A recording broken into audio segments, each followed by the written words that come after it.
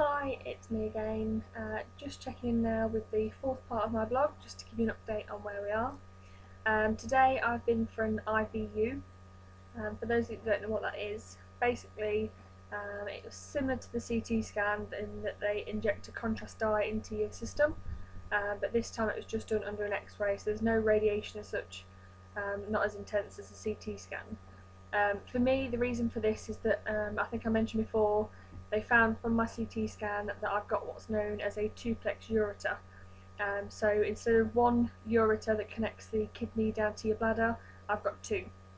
So they needed to see in more depth whether that was going to cause me any problems or where they were situated and whether they were joined together or not. So basically I went in today, went into the radiology department, so again I had to have a cannula in my arm. It's not great when you've got bad veins like I have, it keeps collapsing, but that was fine, managed to get a line in. This time it wasn't as bad as the CT scan. The CT, they inject it quite quickly and quite rapidly, and you get the effects come over you very suddenly.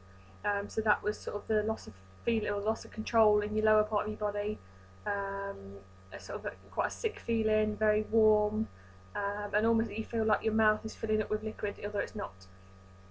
So you get all those sensations with the CT scan. This one, as I say, they did it very slowly and very gradually. So I started to get a bit of a funny taste in my mouth like before, a bit of a tingling sensation, but it was nowhere near as sort of unpleasant as the last one was. So that was a lot easier to take. So this time they took an X-ray when I first went in, just first of all to check the positioning of my kidneys and my bladder. Then I had the cannula put in and the contrast put in. Had to wait about 15 minutes. And they took another X-ray at that point. They then, to get the best picture and to keep the dye in my kidneys for as long as possible, when I was on the X-ray table itself, they put a long sort of strap across my stomach which went underneath the bed, and basically like being strapped down to the bed, and then they inflated that with air, so you got a lot of pressure sort of over the bladder and your pelvis area, and that basically keeps the dye in for longer. So again, once I had that on, I had to do a few simple sort of breathe in, breathe out exercises, and they took some more pictures. And then once that was done, they deflated it. I had to go to the toilet and then come back and have another X-ray just to check if all the contrast had started to come out of my bladder.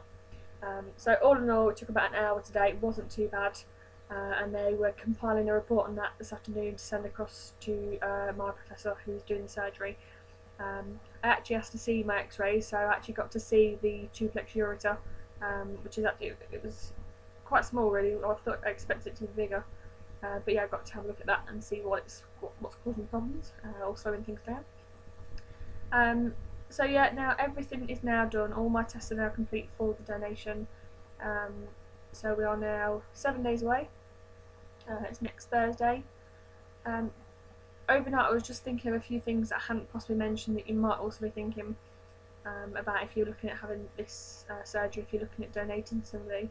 One of the main things for me, being young female, was having children. I've not got any children, never been pregnant, so the main thing for me was some form of reassurance that if it would have any sort of effect on me or detriment for me in the future having children.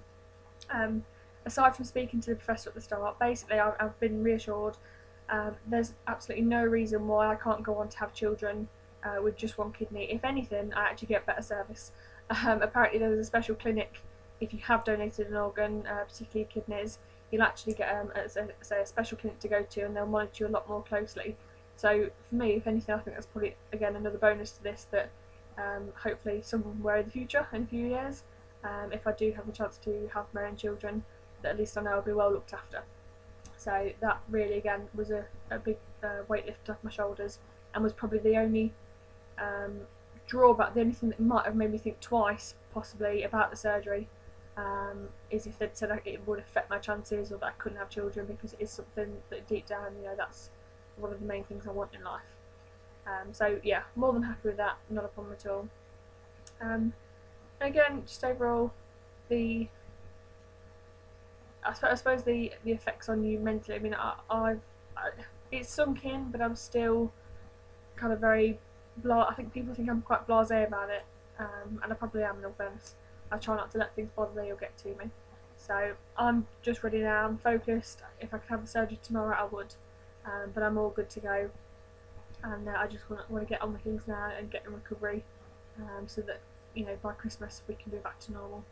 So this will be my sort of final blog before next week, and I shall come back to you after the surgery. Hopefully I'll get some pictures and whatnot, scars, and so I can show you bits and pieces. But overall, yeah, only time will tell now, and it's my fate is sealed in the hands of the lovely doctors at the hospital where I'm going to. So I'll keep you all posted and speak to you soon.